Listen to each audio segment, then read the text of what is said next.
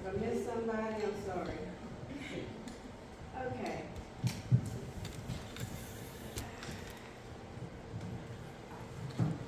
First of all, I want to tell you, when I was told to do this, or asked to do this. No, I told you. Yeah.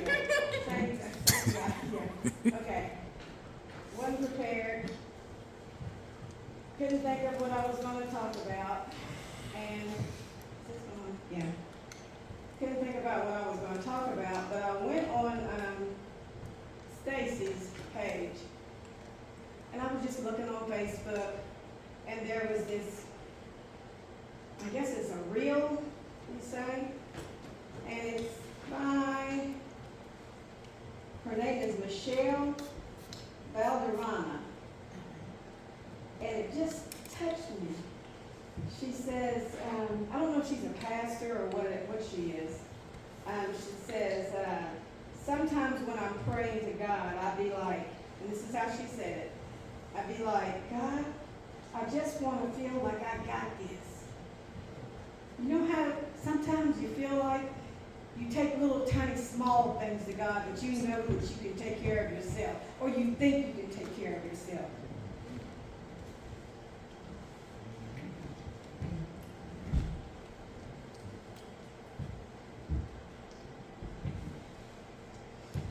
Ain't nothing wrong with that. Because God will take care of us. Started out by saying, God, I just want to feel like I got this myself. She said she paused, and God said back to her, if you ever got this, then you won't need me.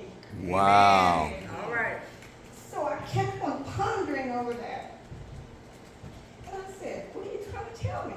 I know I have to take everything to you first. So I I texted my pastor, my bishop, and I said, I need some help. My son Darren had gave me a scripture, and I thought it was way too deep for me. So I said, yeah, no, we're not doing that one. And then I said, I just need something. I didn't even tell him where I was going with it. Didn't tell him where I got this idea or anything. Thank you. But he just threw out there, out the blue, John 15:5. How in the world would he have known this was going to tie directly into this? So this morning I'm going to talk about John 15:5. If you have, I can't use the microphone, so I hope you can hear me. If you have the whatever these Bibles are called. Well, praise God. What are these called? Parallel Bibles. Whatever. You can turn it to 21:15.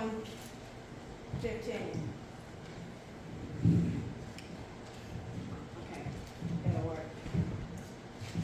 Yeah. Thank you.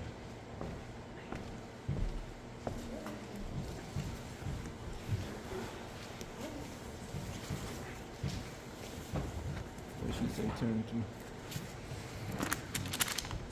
21:15 is chapter 15, verse 5. It says, I am the vine, ye are the branches. He that abideth in me, and I in him, the same bringeth forth much fruit. For without me, ye can do nothing. Now, I'm going to talk from a standpoint of a flower. Everybody knows I love flowers. And I nurture these little things like they're my kids, because they kind of are. And then I'm going to reference it back to the Bible. I have multiple scriptures here that I reference it to, but I think the number one that I'm going to go with is Philippians 4:13. When it talks about I can do all things. But you got to have God on your side. You got to.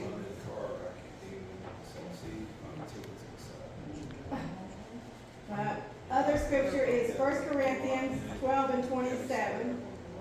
1 Corinthians 12:12.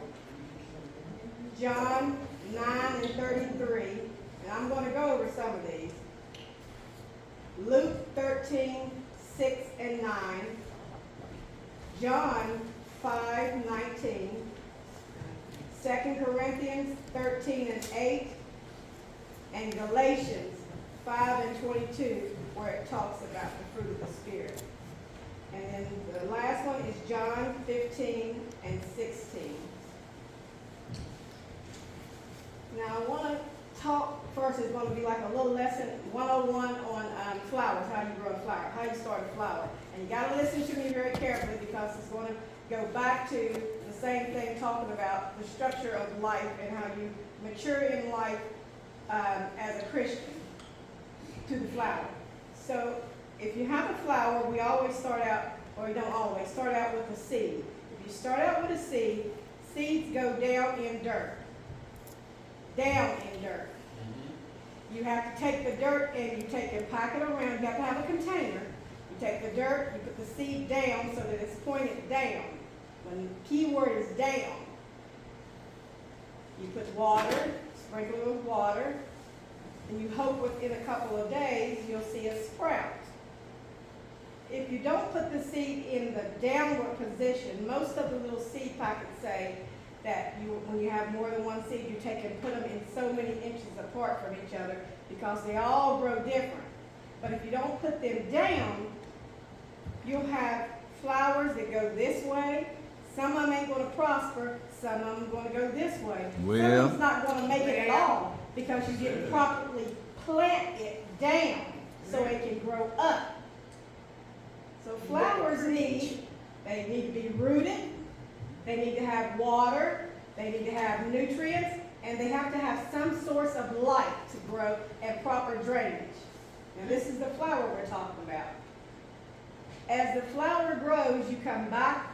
Some of them take more water to grow. Just as a Christian, some of them take more word to grow. All right? In life, storms are going to come. On the outside in nature, you're going to have your flowers wilt. Maybe somebody stepped on it. So what do you do to make that flower stronger? You have to go back to the little flower. You push the dirt down. You make sure it's a tight seal. And you stabilize it. Now that's the flower. In life, as a Christian, trials and tribulations, distractions are going to come. Sicknesses, loss of jobs, loss of loved ones. These are called distractions. What do? You go to your prayer partners, not to the prayer partner first before you take it to God. You take it to God first. Amen. Then you have your prayer partners. And when you're going through these trials and tribulations, just as the flower, you may lean to the left, you'll lean to the right. You're not stable. But if you are planted in the Word, that's the way you get your stability. You have to be rooted in the Word. You have to constantly read the Word so you will get stronger, so you will grow up. As a baby, when the baby is growing, how does it start? It don't start automatically straight up. It starts on the ground. It's crawling. Then eventually it trusts its legs to the point where it's stable enough to pull itself up. All of it has to do with your foundation, your structure. If your structure is not right, you're not going to grow up. Everything is about the structural relationship that you have with God, as same as in the flower. Now, when the storm comes in life, you're supposed to reach out to your prayer warriors, but you got to find that relationship for yourself. If you don't have it for yourself, it doesn't matter what somebody else prays for you. You have to get this down in your system yourself. Amen. That's a relationship that you have to have. So then, with the flower, when it keeps going, it goes down. You pick it back up, you stabilize it. And I looked at this in reference to God and your relationship to God is when you stabilize a plant or a tree. I take a tree because my son just finished doing trees in my yard and they look a mess, but they're going to get there. So you have to dig the hole deep enough. Dig it deep enough to put the root base in there. Now, listen to this. The root base, the roots can't be coming up like this. We call that, you get root bound like that, and then the flower, you wonder why your flower is dying. On the top surface, you may see a little dirt, but then you'll see the little tiny pieces of the root coming up. It ain't gonna grow like that. When your roots come ungrounded, this is the Christian. When your roots come ungrounded, what are you supposed to do? Take it back to God. That's right. Give it back to God. When the flower becomes unrooted, what are you supposed to do with it? You have to go back and you nurture it. You put those roots back down in there. You pack that dirt down and you make it secure. If it's a big flower, you have to stake it. Now, when you stake something, you have support in the front, on the sides, and in the back. How many of you know that's what God does to us? Amen. When we call out to Him. He has everything under control. It's the same thing. So, let's see. I was talking about the different types of light that you can have for a flower to grow. You know, when in a flower, when you put it in the window, some of us say north facing and south facing. I don't know the different directions, but it has to have something to help it grow. Just like us. That light is the Word for us as Christians. You have to stay rooted in the Word. I think so much about how these two things correlate together. How they just, if you just think about a little flower, how you have to nurture it. You have to nurture it. It can't do it on its own. So what makes you think that we can do it on our own without God's help? So it's no difference. It's no difference when you're growing in the Word. You have to be able to take strong criticism. You have to be able to go back to the Word and find the Word for yourself. You can't always rely on someone else to do the praying for you. Because I think about myself, my kids myself, because my son doesn't come to church. But every time he sees me reading and doing something in the Bible, he's listening because I was sitting there telling him. He said, I said, Darian, I said, I know what I want to talk about, but I just don't know exactly which way to take it. So I'm going to tell you what he told me to talk about. He said, talk about loving you one another. And I said, what? And he pulled it up on his phone. He said, Mom, there's an app on your phone that if you didn't know it, there's a Bible app. I said, well, who told you that? I'm the one that told you that. So he's trying to explain to me that we all should love one another. That right there touched my heart, because just because somebody appears not to be listening, be careful what you say around people, because you just don't know what somebody is going through. Yeah. You know, this morning I didn't think I was going to get here. I really didn't. I mean, I woke up in time. I had everything taken care of. And then David came downstairs, and I could tell he wasn't walking right. He'd been hurting all weekend, but he pushed his way through, and we went to a banquet last night. It did pretty good. We got up this morning, it was hurting even more. But I believe in prayer. I believe in everything you go to, there's a reason. Now, I don't know his reason for going through this. I don't know, but I know God got plans for him. And I know if he stays focused and rooted in the Word, God's going to take care of him. It don't seem like it, and I'm talking directly to you. I know it doesn't seem like that things are ever going to change for you, because you seem like everything keeps coming back on you. But you got to stay focused, David. You got to stay focused on the Word, and it'll happen. It'll happen. But you got to trust. When you pray, you have to pray with expectations. You just can't pray and think, oh, it's going to be okay. And then God works on His time, not on our time. So when you're praying and you're down there on your knees, or even if you're standing up, when you're in the shower, give God all the credit. Because some people can't feel the pain that you're feeling if they wish they could. I know it doesn't make it any easier that you're going through that pain, but some people can't feel that. I know there's something going on with you. God's got it. God's going to direct the path, those hands of those doctors. I know He is. The other thing I wanted to talk about, sorry I got sidetracked there, but I just had to say that. I was thinking, when I was young, my mom and dad used to listen to, it wasn't no CDs, because it wasn't CDs back then. Cassettes is what it was, cassettes. My older brother would bring in the music, and they'd be in there talking about the Bible. Me too, just like my kids are. They would be listening, but all at the same time wanting this, I wish you'd stop, go off of this, I don't want to hear this. And the song, I thought it was a donkey, but I listened to it yesterday, and it was a goat. And on the way up here, we had to listen to what noise, I'm not going to try to make the noise of a goat, but a goat and a sheep sounds just alike to me. Yeah, they sound just alike. But the reason why I'm saying that, in this particular story, it talks about a farmer, and you got to pay attention. It talks about a farmer having a goat, and everywhere that goat went, or everywhere the farmer went, the goat went with him. However, on this particular day, the farmer decided to go into town and take care of some business, and he didn't take the goat with him.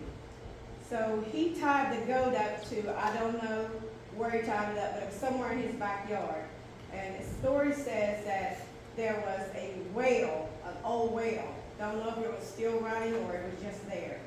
I think that it was not running. It says that when the old man, he tied him up, and somehow the goat got loose. The goat got loose, and he fell over in this ditch. Don't know how big the ditch was, but apparently it was deep enough that the goat could not get out. The man comes back from town, and he looks for the goat. He couldn't find the goat, so the goat's making this noise that goats make. He walks over to the ditch, and he sees the goat in the ditch. And he says, oh, well, I'm going to try to get you out. Now, this is just me saying, I don't know the whole story, but it says that the man went to I guess his shed and tried to find something to get the goat out. I'm thinking that it had to be something like a piece of wood or something to try to give the goat leverage to climb out of the thing. Well, he did all that he could do, and then he decided that he would give the goat the best burial in his life. Well, I don't think that's a good burial, being buried alive, but that's just me.